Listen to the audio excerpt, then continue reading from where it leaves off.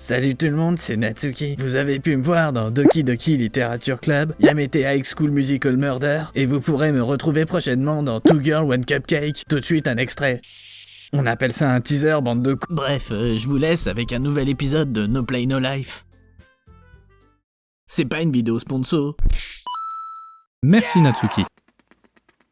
Salut tout le monde, c'est Nix. Aujourd'hui nous allons parler du jour où j'ai suivi de valeureux soldats dans leur combat contre la tyrannie. Nous allons parler de Valkyria Chronicle 4.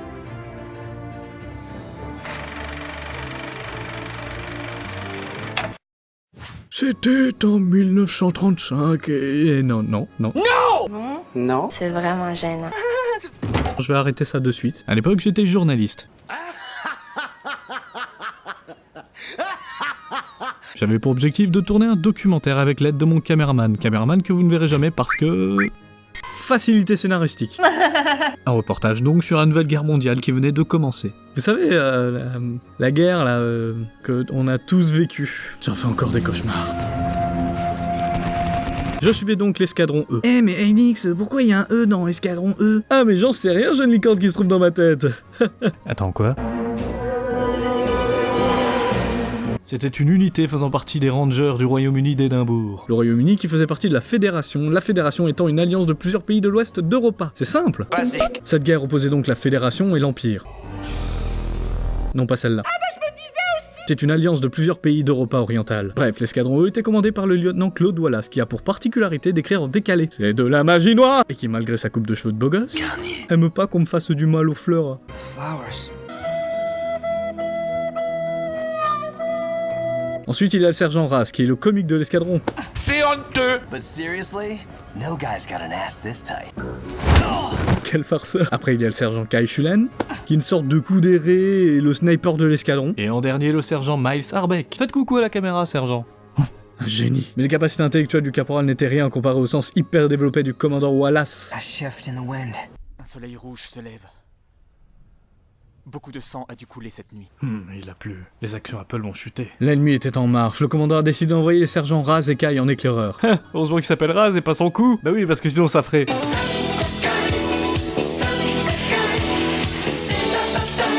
Mais oui, ça ne fait rire que moi. Et visiblement, il n'était pas le choix le plus judicieux vu qu'ils ont attaqué l'ennemi à vue. Ah bah ça en valait la peine. Heureusement, le reste de l'escadron a rejoint nos deux champions et ont vite réglé le problème. Après ce léger contretemps, l'escadron et moi-même sommes rentrés au camp où l'officier... j'ai pas son nom, on va l'appeler l'officier dont tout le monde se fout. Ah bon, il a pas de prénom. Donc l'officier dont tout le monde se fout et le lieutenant Minerva Victor attendaient pour assister au rapport du lieutenant Wallace. That's lieutenant to you, Claude. Je vois qu'on est dans une bonne ambiance. Psst, plus haut le visage. Voilà, merci. Une fois le rapport terminé, le lieutenant Minerva expliqua que la prochaine opération nommée Croix du Nord serait bien plus importante puisqu'elle consistait à attaquer la capitale impériale Schwarzgrad. Bref, avant tout, il fallait que la Fédération obtienne certains points stratégiques ainsi que certaines ressources ennemies. L'escadron E dut donc s'occuper de prendre le fort Crest. Un avis sur cette mission, sergent?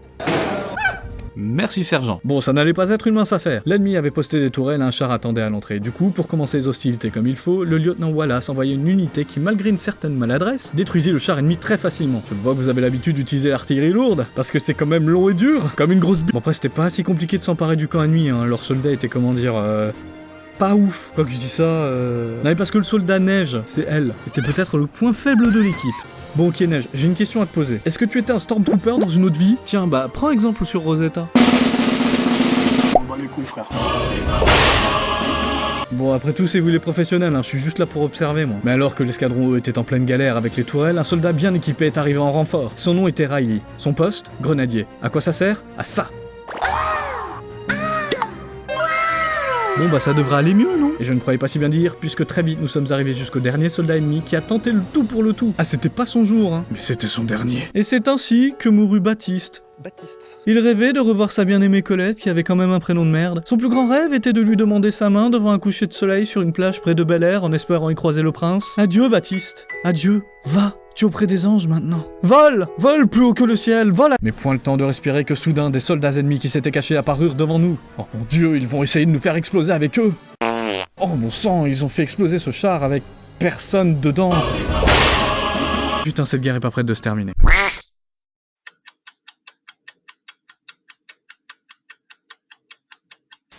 Monsieur Stark, je me sens pas très bien.